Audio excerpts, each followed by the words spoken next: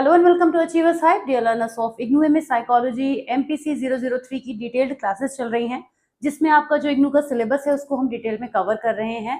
ये जो आपका वीडियो है एमपीसी 003 का वीडियो है, जो आपका पेपर का कोड है, नाम है, पता भी होना चाहिए आपको। और इसमें हम ब्लॉक 1 जो है पूरा कवर कर चुके हैं, जिसके अंदर 4 यूनिट्स थी। अभी हम है ब्लॉक 2 की यूनिट 1 पर, और यूनिट 1 के भी कई पार्ट्स होंगे, क्योंकि प्रीवियस में आपने देखा था हमने साइकोडायनामिक्स को बिगिन किया था और आज कंटिन्यू करेंगे यही डेवलपमेंट ऑफ पर्सनैलिटी से। तो यूनिट 1 को हम कुछ लगभग 3 पार्ट्स में कवर कर पाएंगे, जो कि फर्स्ट पार्ट है वो हो चुका है, सेकंड आज हम करेंगे और थर्ड इसके बाद लास्ट पार्ट होगा, नेक्स्ट पार्ट होगा इसका। तो आइए आज की वीडियो की हम शुरुआत करते हैं, जो कि हमारा भी टॉपिक चल ही रहा था उसे कंटिन्यू करना है। लास्ट वीडियो आपने देखा था कि अच्छी खासी लेंथ हो गई थी, यहाँ पे मैंने स्टॉप कर दिया था डेवलपमेंट ऑफ पर्सनैलिटी से। आज हम आगे बढ़ेंगे और कंटिन्यू करेंगे, कैरन हॉनी के टॉपिक को भी आज हम कवर करेंगे। उसका भी पूरा क्वेश्चन आज शायद ना हो पाए, लेकिन देखते हैं कहाँ तक हम जा पाते हैं। तो बात क्या चल रही थी एक बार क्विकली रिकॉल कर लेते हैं। मेरी भी थोड़ी सी एनर्जी आज लो है एज कम्पेयर टू येस्टरडे, लेकिन आई एम श्योर कि इस वीडियो के एंड तक जाते जाते मैं फुल ऑफ एनर्जी हो जाऊंगी, क्योंकि ये एक चीज़ है जिससे मुझे एनर्जी मिलती है। तो I was feeling a little low, but then I decided not to quit the class today. Class जरूर रिकॉर्ड करेंगे और वापस से एनर्जी को गेन करेंगे। तो फिलहाल डेवलपमेंट ऑफ पर्सनैलिटी से हम शुरू तो करेंगे, लेकिन इससे पहले आपने देखा था हमने डिफेंस मैकेनिज्म पढ़ी थी, अंडरस्टैंड करे थे कि साइकोडायनामिक्स के बेसिस क्या है, सिगमंड फ्रॉइड ने किस तरह से पर्सनैलिटी को डिफाइन किया है, क्या क्या मॉडल्स दिए हैं, आपने लेवल्स की फॉर्म में समझा था, कॉन्शियसनेस, अनकॉन्शियसनेस, सबकॉन्शियसनेस को। उसके बाद हमने स्ट्रक्चर ऑफ पर्सनैलिटी में इड ईगो सुपर ईगो को पढ़ा था, और उसके बाद हमने डिफेंस मैकेनिज्म को समझा था। इतना काम हम कर चुके थे। आगे बढ़ते हैं। Freud described human development as passing through a series of stages based on the different ways we obtain bodily pleasure at different stages। जिस तरीके से हम डिफरेंट थ्योरीज को पढ़ते हैं, तो यहाँ पे सिगमंड फ्रॉइड ने कहा कि जो पर्सनालिटी की डेवलपमेंट की स्टेजेस होती हैं, 5 स्टेजेस को उन्होंने बताया, और इस कॉन्सेप्ट को उन्होंने नाम दिया 5 स्टेज थ्योरी। आप इससे पहले 5 फैक्टर थ्योरी भी पढ़ चुके हैं, मैंने कई बार अपने वीडियोज में चीज क्लियर करी है कि 5 स्टेज थ्योरी और 5 फैक्टर थ्योरी दोनों अलग अलग हैं और बिल्कुल अलग हैं। जहां एक और 5 फैक्टर थ्योरी ट्रेड्स की बात करती है, वहीं पर 5 स्टेज थ्योरी जो है यहाँ पे साइकोसेक्सुअल डेवलपमेंट की बात करती है। इसको थ्योरी ऑफ साइकोसेक्सुअल डेवलपमेंट भी कहा जाता है। तो Freud describe human development as passing through a series of stages. उन्होंने कहा कि जो ह्यूमन बीइंग होता है, जब वो ग्रो करते हैं तो वो डिफरेंट स्टेजेस के थ्रू होते हुए जाते हैं, और अपनी डिफरेंट स्टेजेस में वो बॉडीली प्लेजर को ऑब्टेन करते हैं।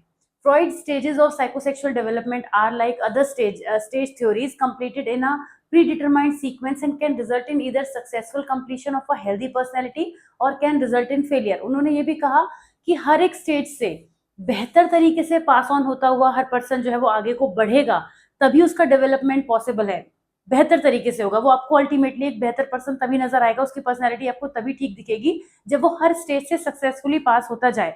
अगर वो किसी भी स्टेज पे स्टक हो जाता है, जिसको हम फिक्सेशन भी कहते हैं, लास्ट मैंने आपको बताया भी था प्रीवियस वीडियो में, तो अगर वो किसी भी स्टेज पे फिक्सेट हो गया है, फिक्सेशन की प्रॉब्लम उसको हो गई है, तो वो आगे नहीं बढ़ पाएगा। जैसे कि कई बार हम किसी एडोलेसेंट में कोई चाइल्डहुड का बिहेवियर देखते हैं जो जान नहीं रहा होता है, तो ऐसे में वो पर्सन जो होता है वो फिक्सेटेड हो जाता है उस स्टेज में, जिसकी वजह से उसका डेवलपमेंट हमें ठीक से नजर नहीं आता।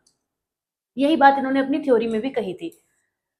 During each stage an unsuccessful completion means that a child becomes fixated, जो मैंने आपको भी बताया, उसी पर्टिकुलर जोन में, and either over indulges or under indulges once he she becomes an adult. Adult personality characteristics are determined by what happens to us during each stage and how successful we are in getting through that period। यानी कि जो हमारी final personality की characteristics निकल कर आती हैं, वो इस चीज पर डिपेंड करती हैं कि हम हर स्टेज पर कितना सक्सेसफुली पास ऑन होकर आगे बढ़े। ये भी मैंने आपको बता दिया है। It is possible to get stuck at a particular stage and not progress beyond that point, a process Freud termed as fixation। It is also possible when things go badly at a later stage to retreat or go back on an earlier stage of development, which Freud terms as regression। ये दोनों defence mechanism की form में भी मैंने आपको समझाई थी। Fixation में पर्सन एक ओल्डर स्टेज में स्टक हो जाता है, रिग्रेशन में वो जाता नहीं है, मगर वो अपनी प्रेजेंट स्टेज में बैठकर पिछली स्टेज को याद करता है, उस पिछली स्टेज को मिस करता है, तब यानी रिग्रेशन, जो रिग्रेट वर्ड से बना है, तो वही मीनिंग भी है इसका निकल कर आता है। ठीक है, अब वो 5 स्टेजेस कौन कौन सी हैं, नाम भी आपको याद होने चाहिए और अच्छे से याद होने चाहिए, नाम बहुत अच्छे से आपको याद होने चाहिए। इजी नोट्स में अगर आपने पहले पढ़े हैं या नहीं पढ़े हैं, बाद में भी पढ़ेंगे, तो भी वहां पे मैंने बहुत अच्छे से एक्सप्लेन किया है। सबसे पहली स्टेज है जो कि ओरल स्टेज होती है। ओरल स्टेज बर्थ से शुरू हो जाती है और लगभग 18 मंथ्स तक चलती है। ये पहली स्टेज होती है साइकोसेक्सुअल डेवलपमेंट की, और इसमें न्यूबॉर्न बेबीज जो होते हैं वो सबसे पहले शुरुआत में सकिंग और ड्रिंकिंग यही करते हैं। बच्चे जब छोटे होते हैं, दुनिया में आते हैं, तो वो इस फेज में उनकी ओरल स्टेज कहलाती है, जहां पर वो मुंह के थ्रू चीजों को इनटेक करते हैं, है ना। कोई भी चीज खाते पीते हैं तो उनका मुंह का ही जो है वर्क होता है। Their sexual instinction drive is therefore focused around the mouth initially in passive sucking and chewing. जो छोटे बच्चे होते हैं उन यहाँ पे ये कहते हैं कि उनकी जो सेक्सुअल इंस्टिंक्चुअल ड्राइव होती है वो माउथ में होती है। हालांकि इस बात को आगे चल के बहुत सारे लोगों ने डिस्कार्ड किया और उन्होंने कहा कि इतने छोटे बच्चे में सेक्सुअल ड्राइव्स हो ही नहीं सकती। लेकिन अब जो सिगमंड फ्रॉइड कह के गए हैं वो भी हमें आपको पढ़ाना ही है, बताना ही है, तो उनका ये कहना था। During this stage the child is focused on oral pleasure, और वो ओरल प्लेजर उसे कहाँ से मिलता है? सकिंग के थ्रू मिलता है। Too much or too little gratification can result in an oral fixation or oral personality. अगर बच्चे को बहुत ज्यादा वो इसी चीज में लगा रहे, जिससे होता है कि बच्चे जो होते हैं ना वो उनकी उस वक्त जो है ओरल फीडिंग की डिमांड्स को अगर पूरा किया जाता है, और अगर वो उसी स्टेज में स्टक रहे, आगे बढ़ के उनके बिहेवियर में चेंजेस लाने की कोशिश ना करें। जैसे बच्चा अगर बॉटल से मिल्क पीता है तो आपने देखा होगा कि एक पॉइंट के बाद पेरेंट्स से चाहते हैं कि वो उसकी हैबिट छूटे, वो ग्लास से मिल्क जो है वो ड्रिंक करना शुरू करे। अगर वो ऐसा नहीं करेगा तो वो क्या होगा? उसको ओरल फिक्सेशन की स्टेज कहलाएगी, यानी वो अगली स्टेज में पहुंचेगा, तो क्योंकि उम्र तो उसकी बढ़ेगी। देखिए इस चीज को यहाँ पे समझिएगा, यहाँ पे डेवलपमेंट का एज से मतलब नहीं है। ऐसा नहीं है कि इंसान रुक जाएगा, उसकी उम्र नहीं बढ़ेगी, वो उम्र में भी बढ़ेगा, वो फिजिकली भी आपको बिल्कुल वैसे ही दिखेगा जैसा कोई बच्चा दिखता है, लेकिन उसकी जो साइकोसेक्सुअल स्टेज है वो स्ट्रक करेगी। तो ओरल फिक्सेशन यहाँ पे देखने को मिलेगा, which is evidenced by a preoccupation with oral activities. This type of personality में have a stronger tendency to smoke, drink alcohol, over eat और बाइट हिज और हर नेल्स। ये सब चीजें आगे चल के उसके पर्सनैलिटी में अगर होती हैं तो इसका मतलब ये होता है, आपने देखे भी होंगे ऐसे लोग जो नेल बाइटिंग बहुत करते हैं।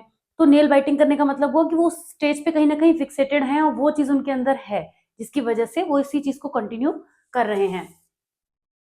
पर्सनैलिटी वाइज दीज इंडिविजुअल्स में become overly dependent upon others. ये बताते हैं कि ये कुछ पर्सनैलिटी कैरेक्टरिस्टिक्स आगे चल के ऐसे लोगों में देखने को मिलती है। अगली स्टेज हमारी आ जाती है जिसे हम कहते हैं एनल स्टेज, जो 18 मंथ से 3 इयर्स तक होती है। एनल स्टेज में क्या होता है कि जो एनल स्टेज जो है, पहली बात तो ये सेकंड स्टेज है और ये टॉडलर्स में देखने को मिलती है। इस उम्र तक आते आते टॉडलर्स ही हो जाते हैं। ये सब डिवाइडेड है दो फेजेस में। पहला है expelling period in which the child derives pleasure in expelling feces, and the retentive period in which they derive pleasure from storing it। तो दोनों एक ऐसा होता है जिसमें एक्सक्रीट करने में पर्सन बेटर फील करता है, एक होता है इसको स्टोर करने में फील करता है। The anal stage coincides with toilet training in the child and is marked by conflict with parents about compliance and defiance।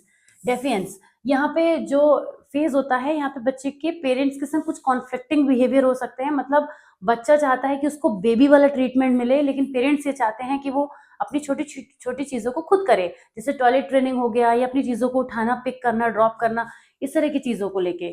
Through society's pressure mainly via parents the child has to learn to control and stimulation in terms of personality.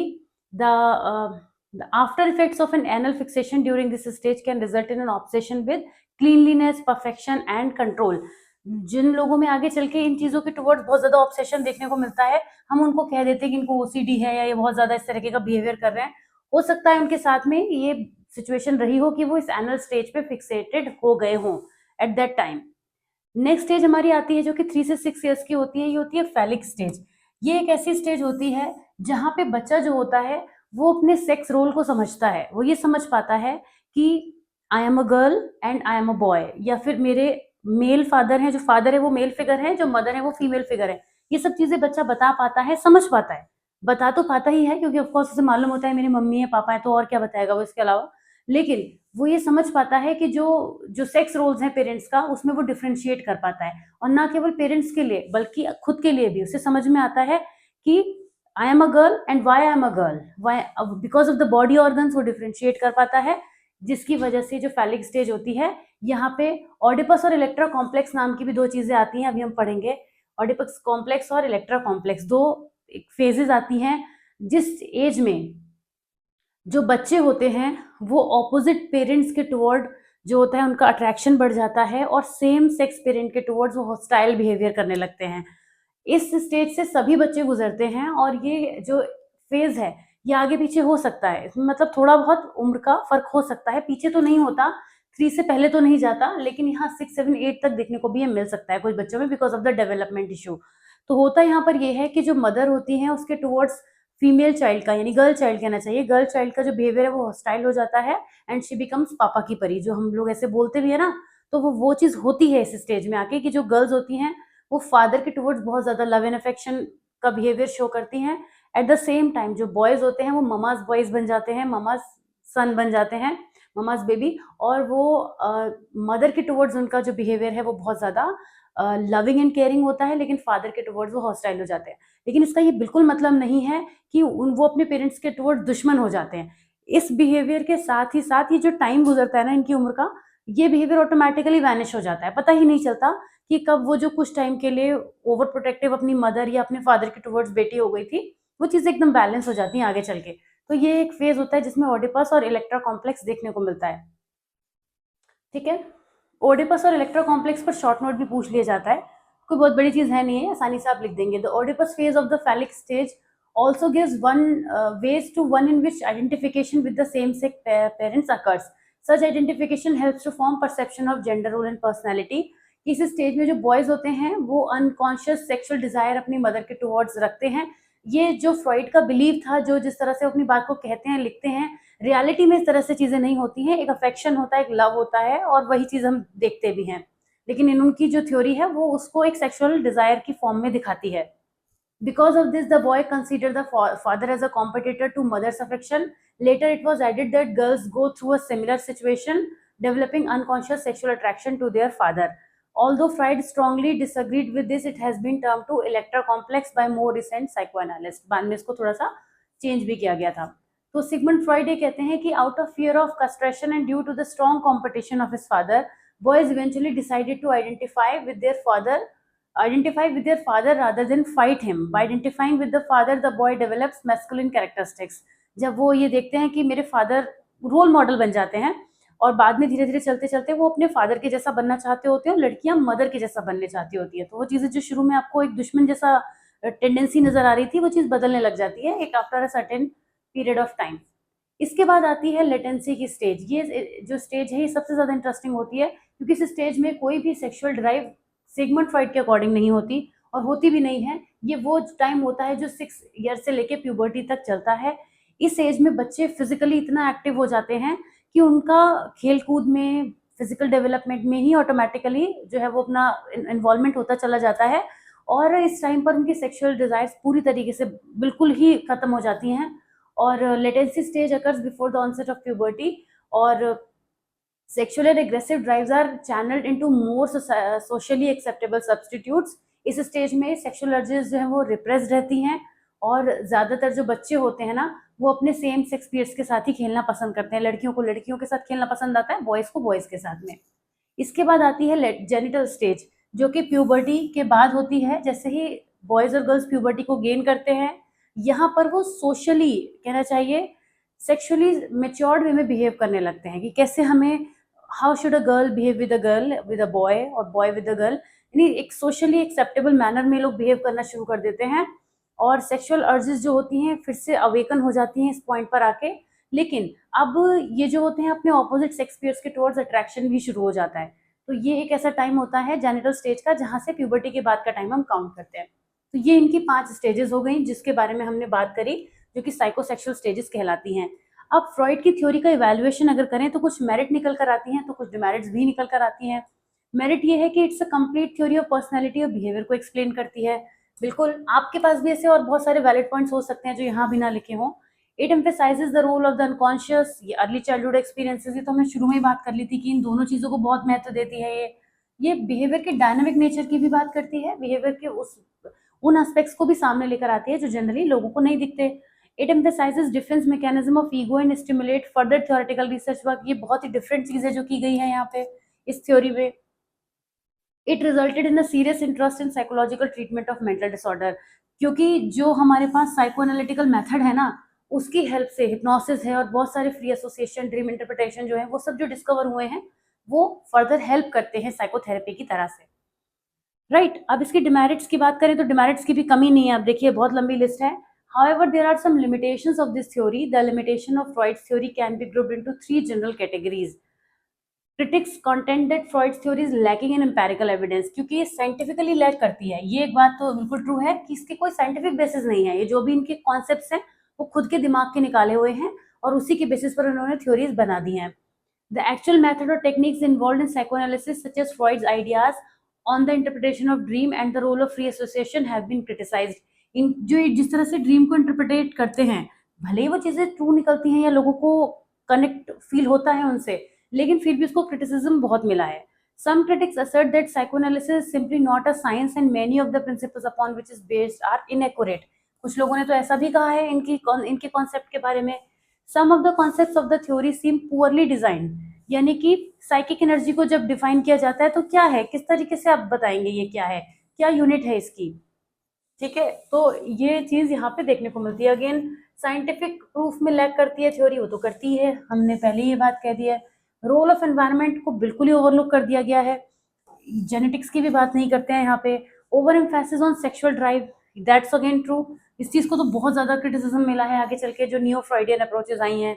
और ये is there no free will, यहाँ पे जो theory है वो pessimistic psychic determinism को follow करती है, यानी पर्सन का खुद का कोई चीज नहीं है, वो एक इनडायरेक्ट वे में चलती है। तो ये थी जो सिगमंड फ्रॉइड की थ्योरी है, इसको हमने 2 पार्ट में कवर कर लिया है। अब जो आपको नजर आ रही है कैरन हॉर्नी, जिन्होंने पर्सनालिटी के सोशल फाउंडेशंस को बताया है, ये एक इम्पॉर्टेंट टॉपिक है और इसके साथ में और भी चीजें इसमें कनेक्ट होती हैं, जुड़ती हैं। लेकिन मैं आपको ये भी बता दूं कि अभी तक जो है वो हमारा वीडियो अप्रॉक्स 17 मिनट्स का लगभग हो गया है, 16-17 मिनट्स का।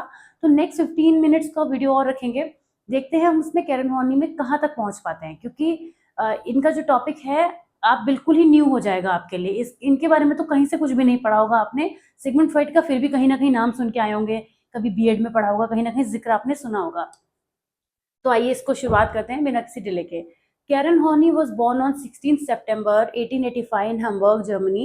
Horney's career began at the Institute for Psychoanalysis in Berlin, where she taught from 1920 to 32. इस टाइम तक उन्होंने पढ़ाया था। She was a teacher there.